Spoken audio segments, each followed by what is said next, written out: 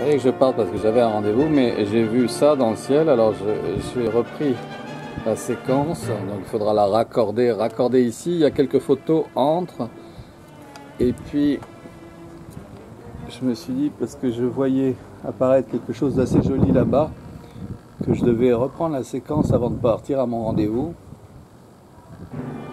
On songe un peu à l'art tibétain qui représente parfois des chiens, un peu comme ça, dans le ciel, dans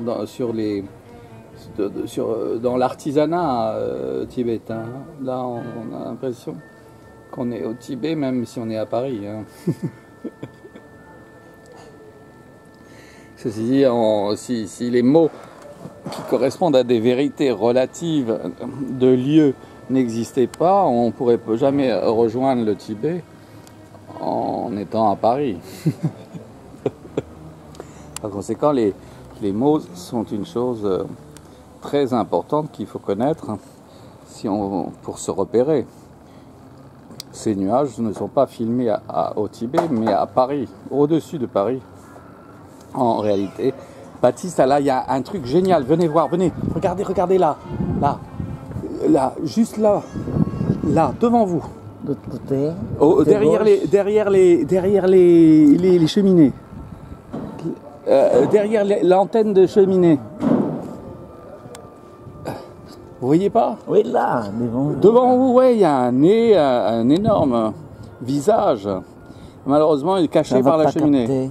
Ah, si, je l'ai filmé, j'ai très bien filmé. Mais vous verrez mieux avec le zoom. J'ai fait un zoom.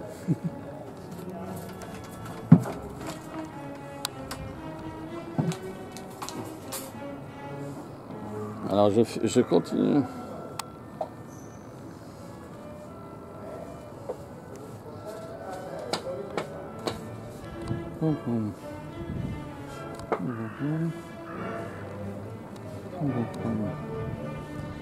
Alors là, c'est complètement à l'extrême gauche, il y a ça, en même temps qu'il y a ça à l'extrême droite, là. Et là, au centre, il y a ce visage qui était là. Alors là, il faudrait des caméras multiples, à la fois 5 ou 10 devant, 5 à droite et 5 à gauche. Il faudrait carrément des yeux de mouche avec des caméras hyper sophistiquées pour pouvoir archiver la totalité du ciel. Une seule personne qui archiverait la totalité du ciel, même là c'est à la verticale juste au-dessus. Et donc c'est encore autre chose. Et c'est simplement parce que j'ai devant les yeux. Par conséquent, chacune des fenêtres qui est dans une autre direction, ici, elle voit autre chose.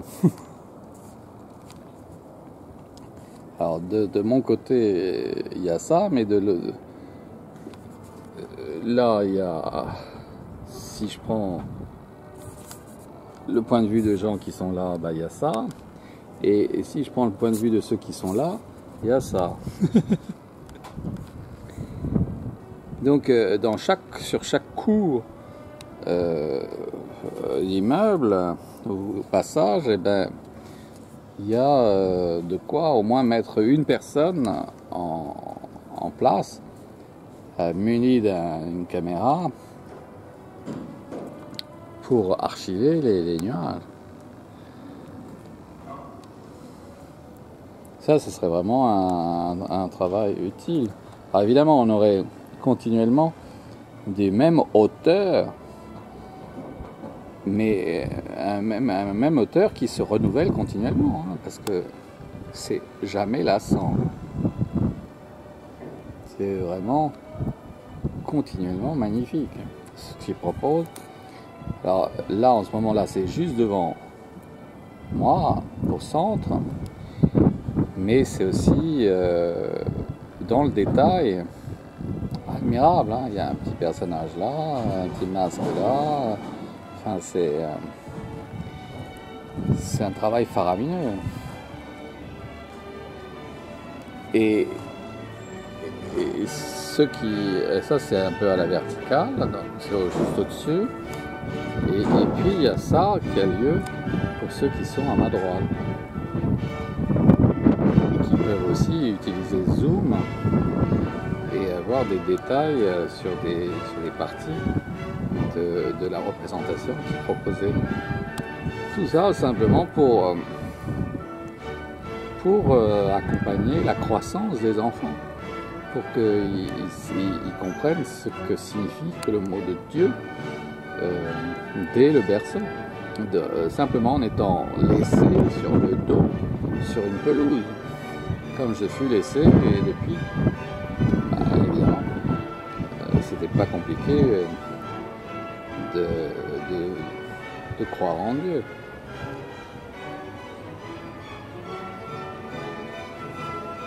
Et évidemment, tous ceux qui n'ont pas pris conscience de ça, qui n'ont pas observé les nuages, qui n'ont pas pris patience, enfants, à les observer, ne sont pas intéressés non plus à l'écriture, à l'art de la représentation. Et sont devenus des ignorants qui sont même mis à dire que Dieu n'existait pas, le grand architecte n'existait pas, alors que tous les autres qui avaient regardé, ils sont devenus carrément de très grands cinéastes. D'autres encore des dessinateurs de bande dessinée ou de dessins animés. Parce que, effectivement, il y avait que des preuves de l'existence d'un Dieu absolument adorable, parce qu'il passe son temps 24 heures sur 24 à réaliser ces images pour des gens qui les regardent même pas, qui ne songent même pas à les regarder, à lever la tête, qui s'en intéressent pas ou qui n'ont pas le temps. Alors c'est pour ça qu'il faudrait à ce moment-là payer des caméramans à les enregistrer, de façon à ce que quand on a un moment, on les regarde à la télévision. Au moins on les a pas perdus. C'est pour ça que j'ai créé l'Observatoire des nuages de Rosa Wyss. Et Télé N comme Télé Nuages.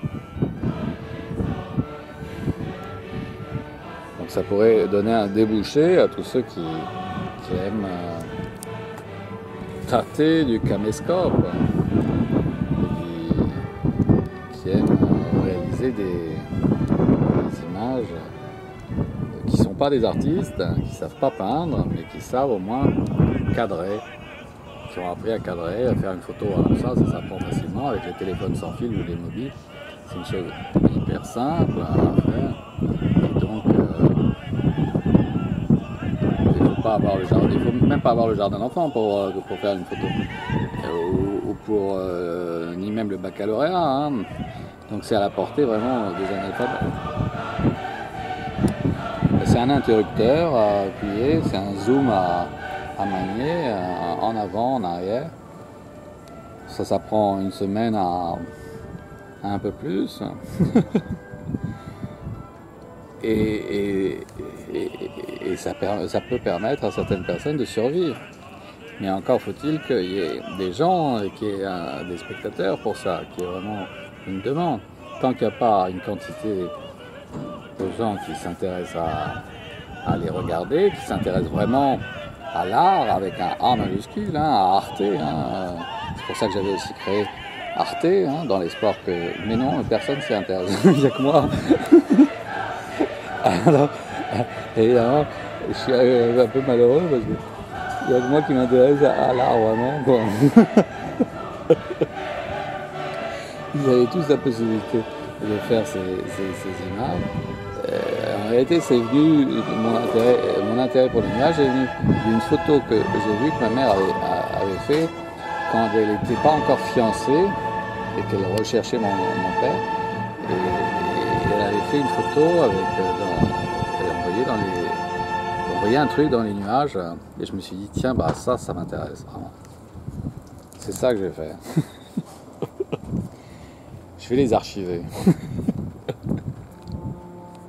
En fait, c'est le travail d'un paresseux, quelqu'un qui aime contempler et partager ce qu'il contemple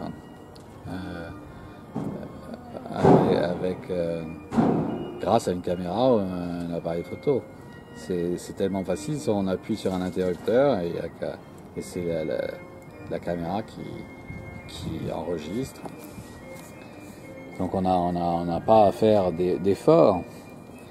Et c'est vraiment le travail idéal. Mais faire ça quand même 8 heures par jour, j'ai vu que c'est quand même un peu fatigant. Hein. Même au bout de 2 heures, hein, c'est fatigant. Quand c'est bien fait. Hein,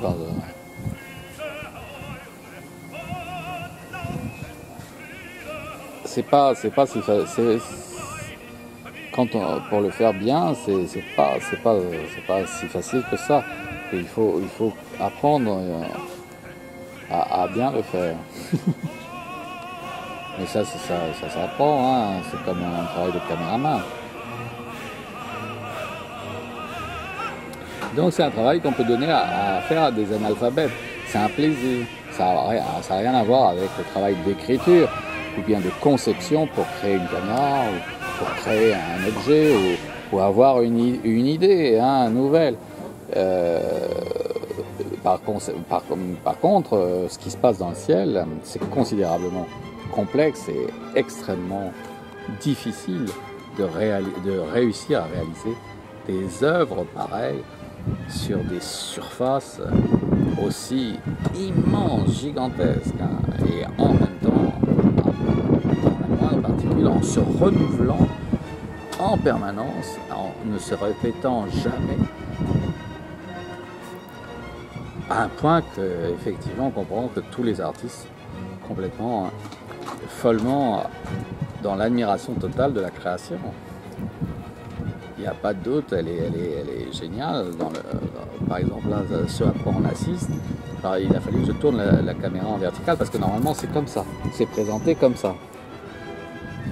Et moi je le filme comme ça, je le remets de façon à ce qu'on puisse comprendre un peu mieux ce qui se passe.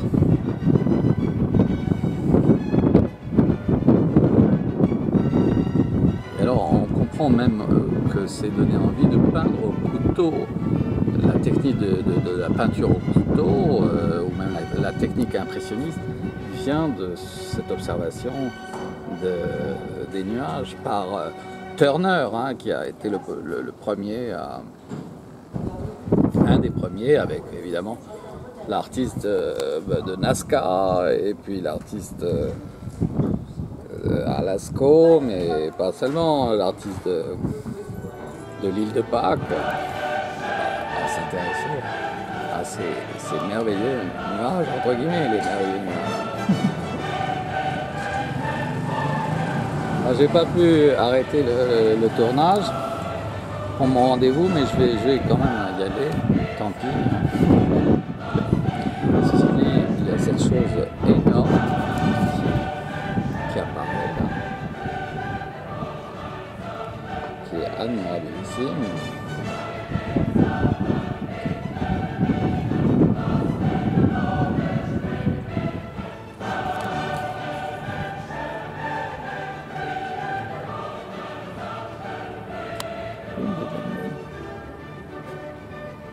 Alors évidemment, si on zoome, alors si on avait un caméscope comme je l'ai décrit, on aurait à la fois le détail et à la fois tous les plans intermédiaires jusqu'au plan d'ensemble.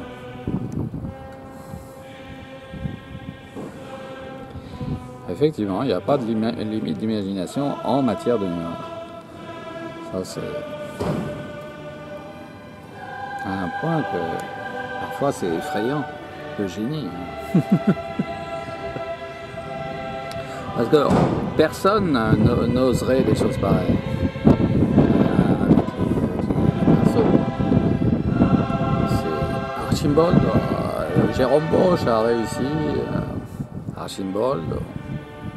Mon frère Luc François Granier a réussi une chose comme ça. Avec l'ensemble de ses étiquettes, Alors il a réussi en couleur lui.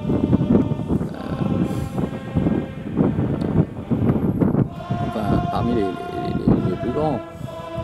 Picasso a encore réussi aussi. Il y a des fois où on voit carrément un Picasso apparaître dans le ciel. Ça arrive. Donc on s'aperçoit que Picasso a compris le créateur. Mais Chagall aussi a compris. Alors, là par exemple on va apparaître un Chagall. Avec ici la barbe, un grand sage. Son nez ici, ses yeux, un œil qui est ici, un autre œil là, son nez, la bouche qui est ici, et puis là on a un cheval, un petit hippocampe, un hippocampe de nuages. On comprend aussi que les Indiens qui ont d'Amérique avec les totems ont compris qu'il y avait un grand esprit qui maniait les nuages, qui maniait le temps, l'histoire avec un grand H. Donc ils ont fait des totems, un peu comme celui-là qui vient d'apparaître ici. Ici. Tandis qu'au premier plan, on a ces personnages qui soufflent comme un ours. Et non, et un peu plus bas, on a encore cette chose merveilleuse qui apparaît, qui transparaît ici, un vrai profil. Et tout ça avec une idée de la dimension par rapport à... Ah, effectivement, c'est gigantesque. J'ai levé la tête et en levant la tête, on s'aperçoit que c'est prodigieusement énorme. Au point que ça requiert de se coucher, de s'étendre, de mettre son lit le long de la fenêtre et pour pouvoir, avec des jumelles, les jumelles ont été inventées aussi pour permettre plus facilement de contempler les nuages.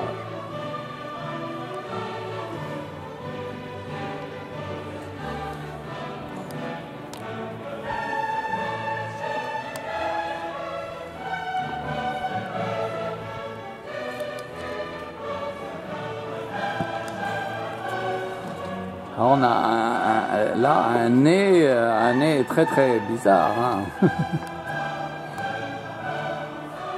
C'est extraordinaire, parce que si on regarde de près, on s'aperçoit que c'est infiniment des dentelles,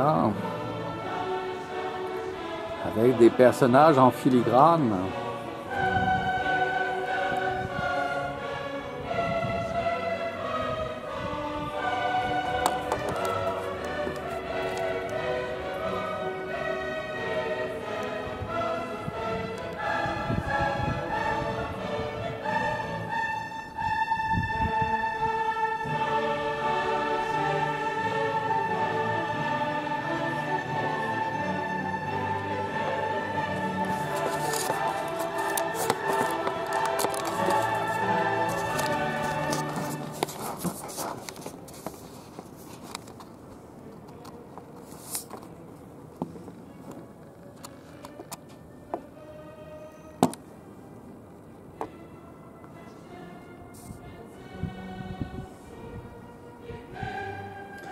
Et en fait, ces dentelles devaient former à un moment donné ce visage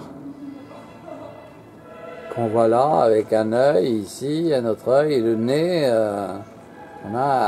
Tout ça devait se rassembler en une face qui apparaît ici. Alors là, il fallait simplement être patient et on a le projet qui se concrétise. Un peu à partir des éléments, à partir du puzzle, Là, on a chose étonnante. Qu'est-ce que c'est que cette chose-là, Et c'était pour s'adresser à nous, hein, en sachant qu'on était filmé. Hein.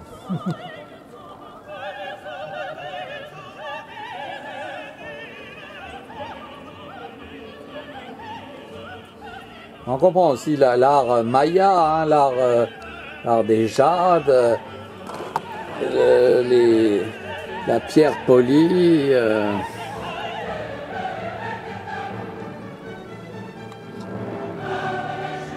Et surtout, alors des choses incompréhensibles.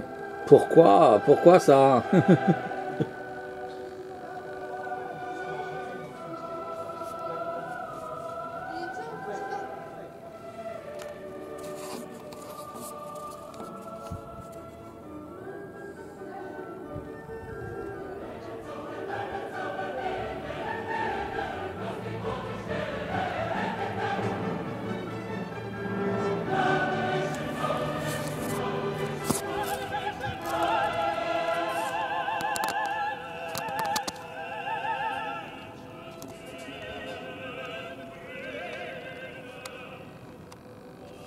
Bon bah je vais arrêter là.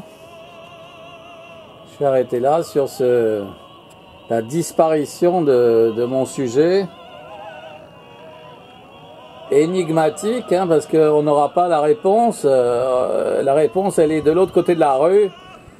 Si j'avais une équipe qui suit le nuage qui est en train de passer au-dessus de la maison. C'est pour ça que l'idéal, ça serait une coupole transparente, parce que là, c'est en train de passer au-dessus. Et il faudrait une coupole transparente pour suivre. On comprend pourquoi ça n'est possible que d'un observatoire, hein, comme avec cette coupole, mais transparente, pour pouvoir suivre les nuages. Voilà, ben, moi je vais pouvoir aller à mon rendez-vous alors.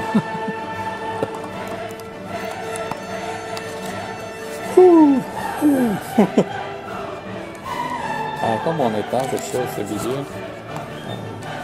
Je vais éteindre la chose tout en regardant dans le visage.